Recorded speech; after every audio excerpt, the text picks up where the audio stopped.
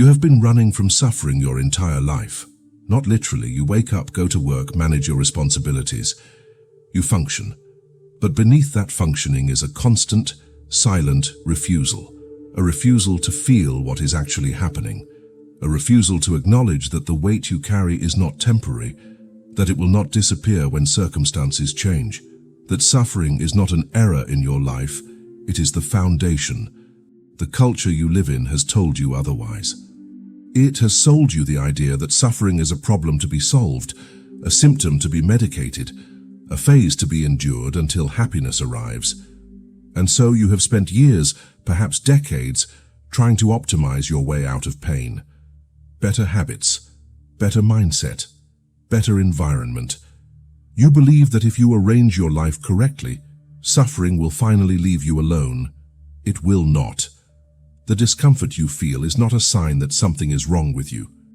It is the signal that you are alive, that you are conscious, that you exist in a world that does not care about your comfort. And the moment you stop trying to escape it, the moment you turn toward it instead of away, everything changes. Nietzsche understood this. He saw that the refusal to suffer is the refusal to live fully, that every attempt to numb pain, to distract from it, to rationalize it away, is an act of self-betrayal. You are not avoiding suffering. You are avoiding yourself. There is a pattern you repeat without realizing it. When pain arrives, whether it is emotional, psychological, or existential, you do not meet it directly. You deflect. You analyze it from a distance, turn it into a problem that needs solving, or bury it beneath work stimulation or the performance of being fine. This happens so quickly that you barely notice the deflection itself. One moment the pain is there, sharp and undeniable. The next moment you are busy, distracted, thinking about something else entirely. This is not weakness, it is strategy. Your mind has learned that direct contact with suffering feels unbearable, so it creates escape routes. Scrolling, planning, fantasizing about a future where things are different, ruminating about the past, about what could have been avoided, anything to avoid the present moment, where the suffering actually lives. The problem is that these escape routes do not lead anywhere. They loop. You distract yourself from anxiety, and the anxiety waits. You numb the loneliness, and the loneliness returns the moment the numbing wears off. You tell yourself you will deal with it later when you are stronger, when you have more time, when circumstances improve. But later never comes, because the circumstances are not the issue. Your relationship to suffering is. What you are actually running from is not the pain itself. It is the implications of the pain. If you allow yourself to feel the full weight of your loneliness, you might have to admit that the life you are living is not the one you actually want. If you sit with your anxiety instead of explaining it away, you might discover that it is not irrational. It is your psyche telling you that something fundamental is misaligned. If you stop distracting yourself from the emptiness, you might realize that the things you have been using to fill it were never going to work. So you keep running. The running does not feel good. It exhausts you. But stopping feels impossible. Stopping means confronting the truth that your suffering is not an accident. It is information, and you have been refusing to listen.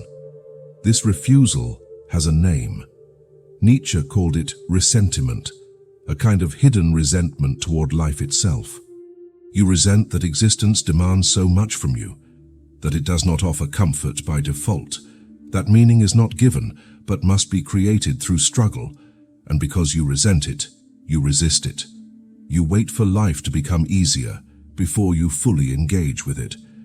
You negotiate with reality, offering partial presence in exchange for less pain. Reality does not negotiate. The suffering continues, but now it carries an additional layer, the suffering of avoidance itself.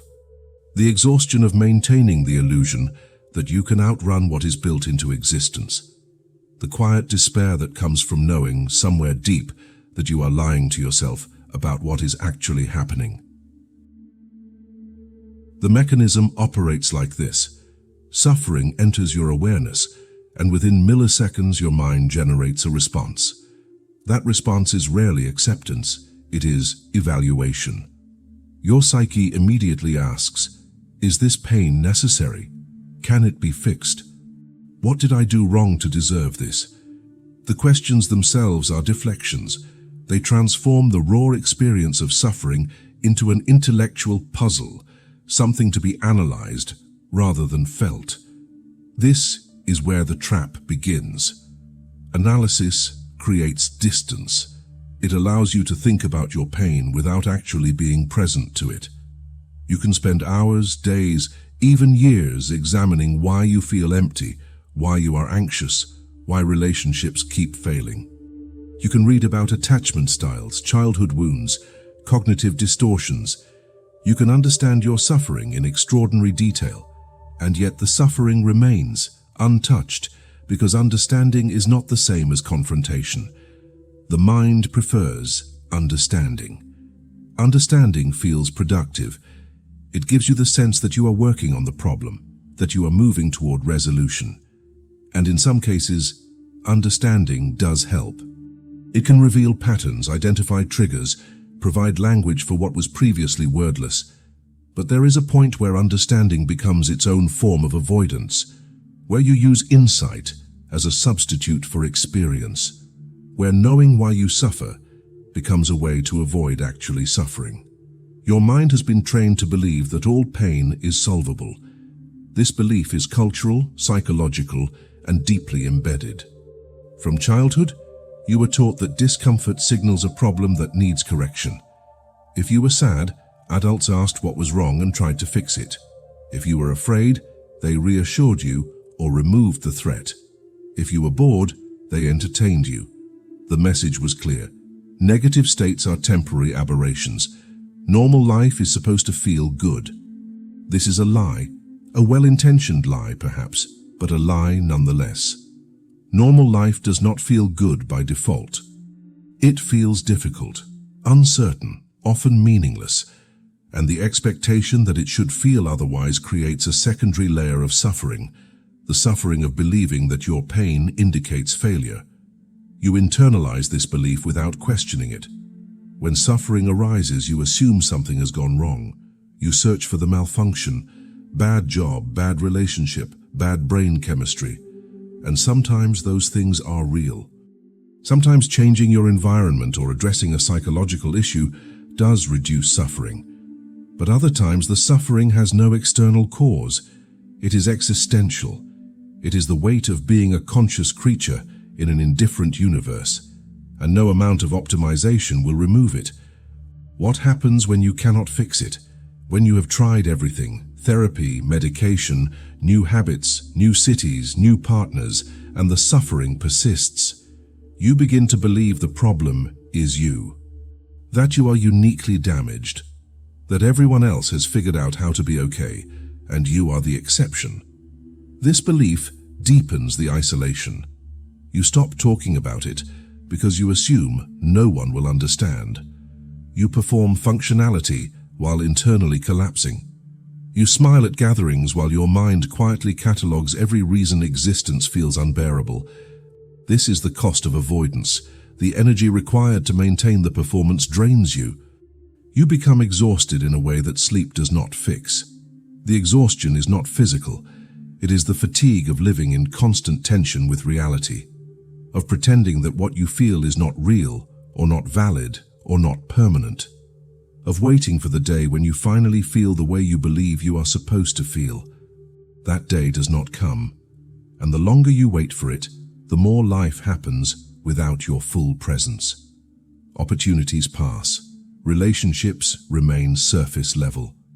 Experiences occur, but you are only half there, the other half occupied with managing your internal state, with making sure no one sees the truth of what you carry. The suffering you avoid does not disappear. It sediments, layer upon layer of unfelt pain, unacknowledged fear, unprocessed grief, and eventually the weight becomes so heavy that even the distractions stop working. The scrolling feels empty. The substances lose their edge.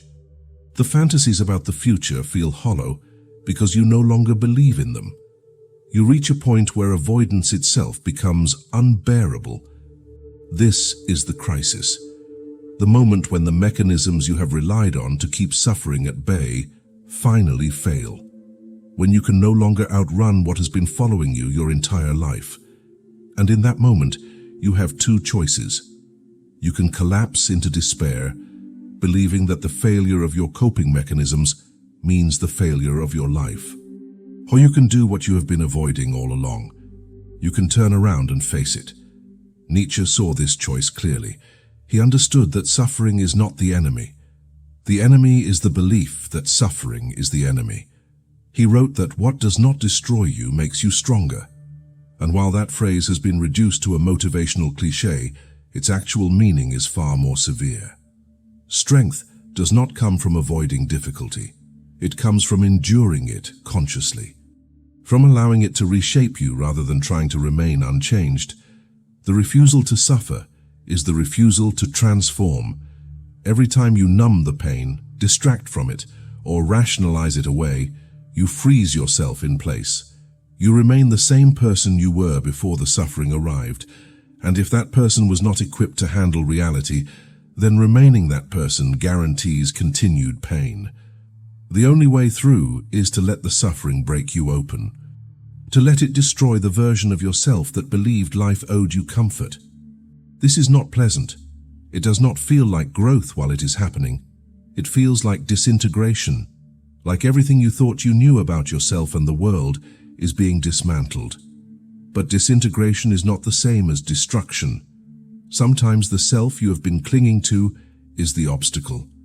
The identity you built to protect yourself from pain has become the prison that perpetuates it. If you have made it this far, you are already doing the work that most refuse to do. You are observing instead of avoiding. You are willing to sit with discomfort long enough to see what it actually is. This kind of honesty is rare. It requires something that distraction culture actively tries to eliminate: sustained attention to what is real. Subscribe if you want to continue this. The observations do not stop here. There is more to see, more to confront, more to integrate. This is not entertainment. It is a commitment to clarity over comfort. The transformation does not begin with a decision to change.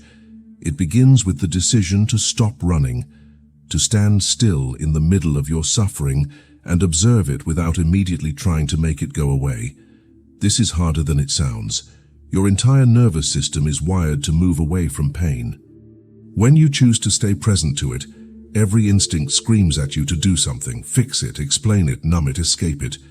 You will feel the pull to reach for your phone, to start a new project, to create a problem you can solve so you do not have to face the one you cannot. Resist that pull, not through force but through awareness. Notice the impulse to escape. Watch it arise. See how automatic it is, how little conscious choice is involved. The urge to avoid suffering is not a moral failing. It is a survival mechanism. But survival is not the same as living. Survival keeps you functional. Living requires you to be present, even when presence is painful. What happens when you stay?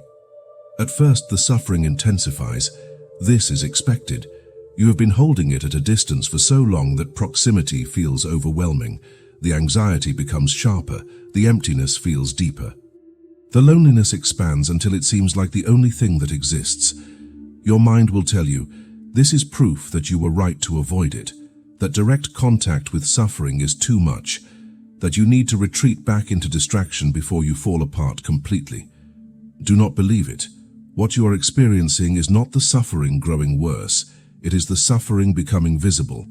You are finally feeling what has always been there. The intensity is not new. The awareness is. Sit with it, not forever. Not as some kind of masochistic endurance test, but long enough to understand what it actually is. Long enough to see that suffering, when faced directly, has a shape, a texture, a rhythm. It is not the formless annihilation your mind feared.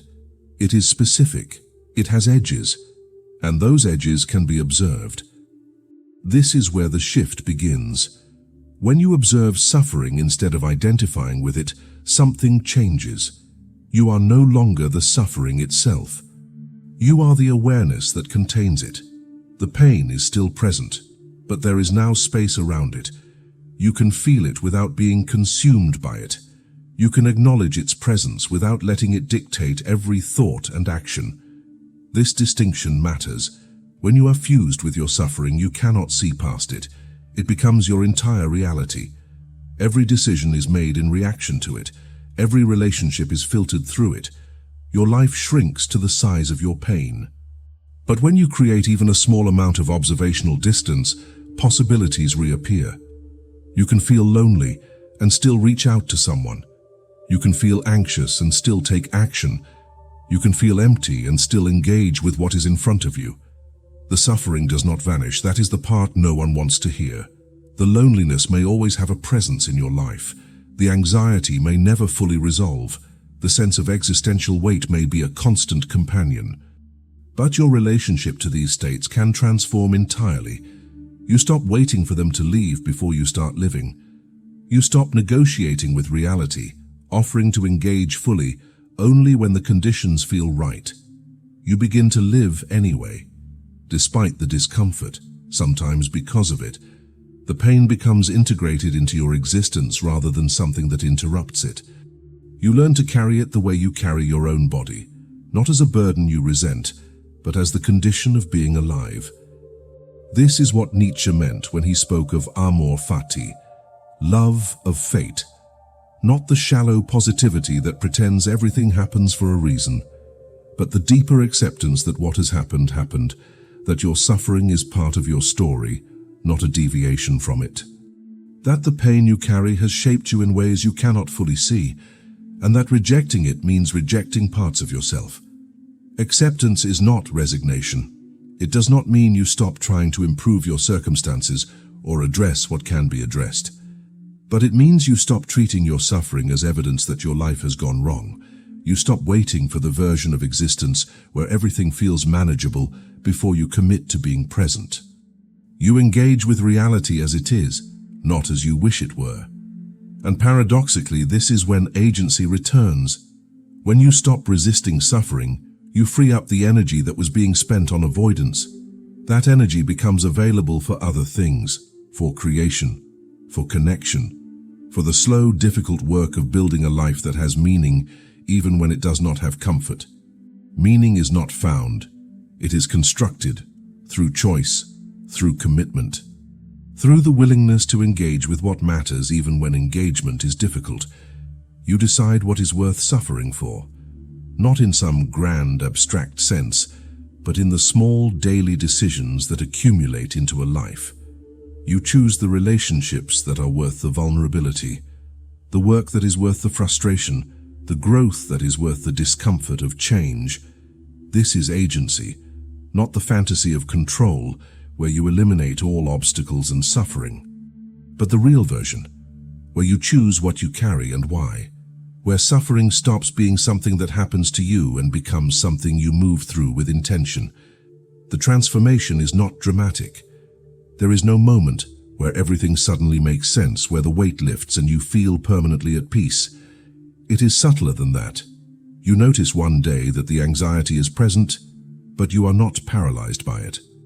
That the loneliness aches, but you are not isolated within it. That the emptiness exists, but you have learned to create meaning anyway. You realize that you have been living alongside your suffering for weeks, maybe months, without constantly trying to fix it or escape it. That it has become part of the landscape of your inner life, rather than the entire terrain. And in that realization, you understand something fundamental. You did not overcome the suffering. You became larger than it. The suffering you have been running from was never chasing you. It was waiting for you to stop long enough to see it for what it actually is. An enemy? No. A flaw in your design? No. The inevitable consequence of being conscious in a world that offers no guarantees. You were taught to fear it, to believe that pain means something has gone wrong, that discomfort is a problem requiring immediate solution. And so you spent years trying to arrange your life in a way that would finally let you rest. You optimized, you adapted, you performed. You told yourself that once you fixed this one thing, once you reached that one milestone, the weight would lift. It did not lift, and now you know why. The weight was never meant to be removed, it was meant to be carried, consciously, with full awareness of what it costs and what it creates. Because suffering, when met directly, does something that comfort never can. It forces you to become real, to strip away the false versions of yourself that were built to avoid pain, to confront the truth of who you are beneath the performance. This is not a comfortable process. It will not feel like healing in the way you imagined healing would feel. There will be no moment of arrival, no final release where everything becomes easy. What you will find instead is capacity. The ability to hold your own experience without collapsing under it. The strength to remain present even when presence is difficult. The clarity that comes from no longer lying to yourself about what is actually happening. Nietzsche knew you would try to run. He saw it in himself, in his own attempts to escape the suffering that defined much of his life. And he understood that the running was the problem, that every escape route leads back to the same place. That the only way through is to stop treating suffering as the obstacle and start treating avoidance as the trap. The suffering will not destroy you. You have already survived it this long, even while running from it. What will destroy you is continuing to live as if it is not there. Continuing to build a life on the foundation of avoidance. Continuing to wait for the day when existence finally feels the way you believe it should. That day will not come. This is the day. The one where you are carrying weight and will continue to carry it. The one where meaning must be created rather than discovered. The one where you choose, moment by moment, what is worth the difficulty of being alive. You are not broken. You were never broken. You are awake. And consciousness at first is suffering, but it is also the only path to anything real. Stop running.